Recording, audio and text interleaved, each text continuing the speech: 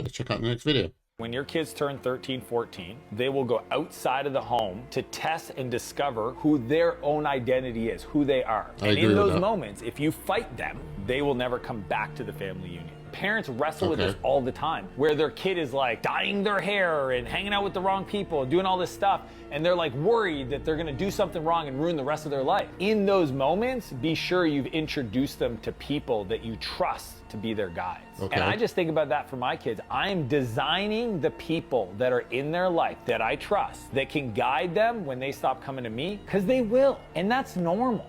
Okay, so there's something weird about what he said. He said that whenever children turn 13, 14, they tend to go out anyway. There's something wrong with that statement. Not all children do that. And we have to be aware as parents that children are different. And there are some who are by design just explorative and they don't sit in one place. They have questions for days. They want to explore the world more than others.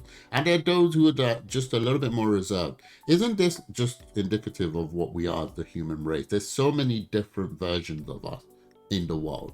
So you don't expect everyone to behave the same way.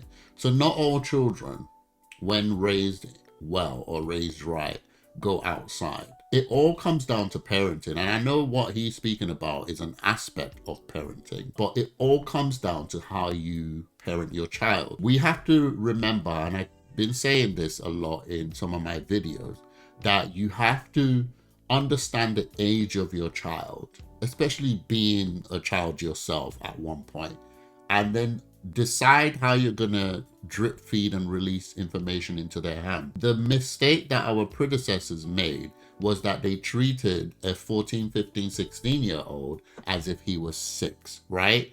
And there's a fear factor for parents of the olden day that made them really over-shield and overprotect their children, which led to a massive rebellion, right? The child rebelled. It's like prison, isn't it? Like if you keep somebody in a prison without them having a reason to be in the prison, like if you're in prison, you did something wrong, you're in prison. There's an element of, yeah, I'm meant to be here. But when somebody is not meant to be in prison, and let's say they even got framed, there's an element of wanting to get out. Like they're just like, no, I'm not supposed to be here. And that's how it is with parents. If you overshield your children, they're gonna feel like, why am I being shielded like this? Why can't I have that?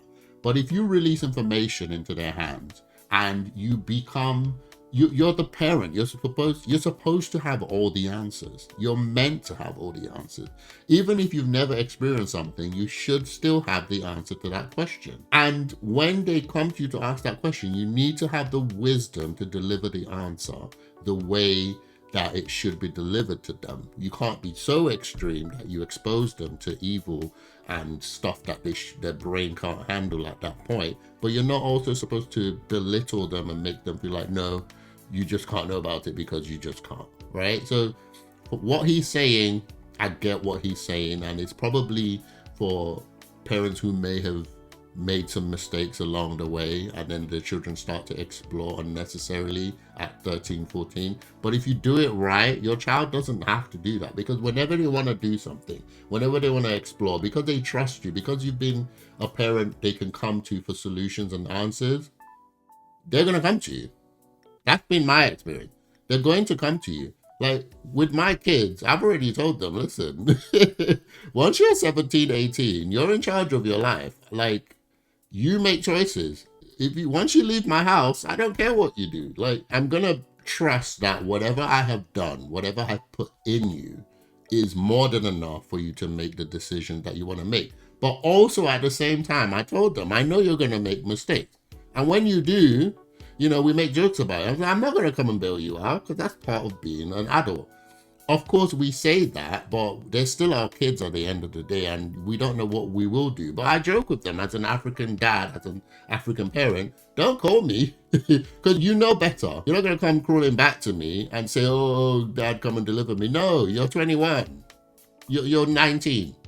Sorry, right? I taught you better than that. And that's how we joke with our children, right? We joke with them to let them know like that, look, this is not going to be forever. You're not going to be in this house forever. And me and your mom are going to trust that everything we taught you is going to carry you for the rest of the way, because at some point, I'm going to kick you out of my house. You're going to go to uni. You're going to go get your own flat, and you're going to have to make these decisions on your own. You're going to miss this. This is not forever. So this is where I'm coming from. I don't believe your children have to go off and do crazy stuff because they're now teens. I don't believe in that at all. I'm sorry. And also what I base that on, young Christian, is, the scripture that says if you raise your child in the way he's meant to go, he will not depart from it. And Christians, look, we take scriptures out of context a lot. When you raise your child in the way of the Lord, it doesn't just mean shoving the scriptures down their throat, whether they like it or not. That's not what it means. It's just as important to sit down and read scriptures and let your children ask questions. If they don't understand something, you answer it rather than saying it's just how it is, right? That's just as important as you being what they're reading. Like being the good guy, being the upstanding member of society, being a hardworking man, being a good man to their mother, being a good man to the people around you. Like these things all make up that scripture where it says, train up your child. Train up your child is not just opening the Bible and forcing it down their throat, telling them you have to go to church, telling them you have to be in church every day. No, it's about training. It's about teaching. It's about showing, right? Elements of training means that the teacher has to sit down and actually do the thing they want you to do. Do it so that they can see how it looks, and then they try to do it. I know I've gone on a rant, but guys, look, your children don't have to go wayward. That's basically what I'm saying. Your child doesn't have to have a terrible teens moment. Your child doesn't have to go out and try, all sorts of nonsense and then come back and say, oh yeah, I've tried it. No, they don't have to, because you should be the one who gives them the answer. Why should your child have to go and try drugs, alcohol, right? Why should your child have to go and try all sorts of nonsense, get damaged by it, and then come back? Why should they have to do that? It's not necessary, because you should have the answer to that. You should have imagery for that. You should have experience, if you have any, to be able to say, no, look, this is what I did, and be transparent and be like, yeah, I did it, right? My children ask me a lot of questions, and they ask you, have you ever done this? Have you ever done this? And I'll tell them, yeah, when I was this age, I did that. And they would ask me, what was it like? How was it? What did you do? And I'll tell them transparently, like, this is what happened. It was fun at the time, but this is what happened as a result of it. These are the answers that you give the child. And then the child can compute, okay, this is the answer I got. I can compare it to probably stuff I've heard outside. It sounds true because they will know when you're lying, right? Parents don't like to admit when they've done stuff in their past because they want to be able to tell the child, no, you can't do that. You don't want to admit that, actually, yeah, I did do it when I was young.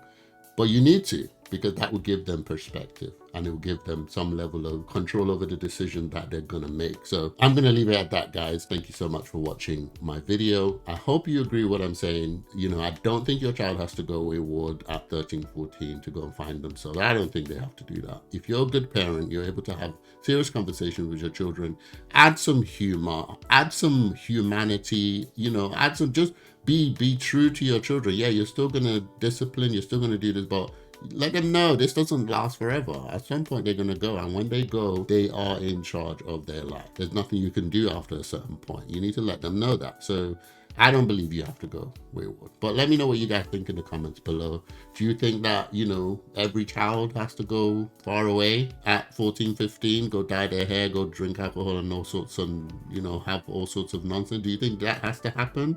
Or do you think, actually, no, I didn't do that and my parents gave me all the answers that I needed? Or I didn't do that. I was able to watch other people, ask my parents, and they told me this, and it put me off it. Let me know. Guys, see you on the next one.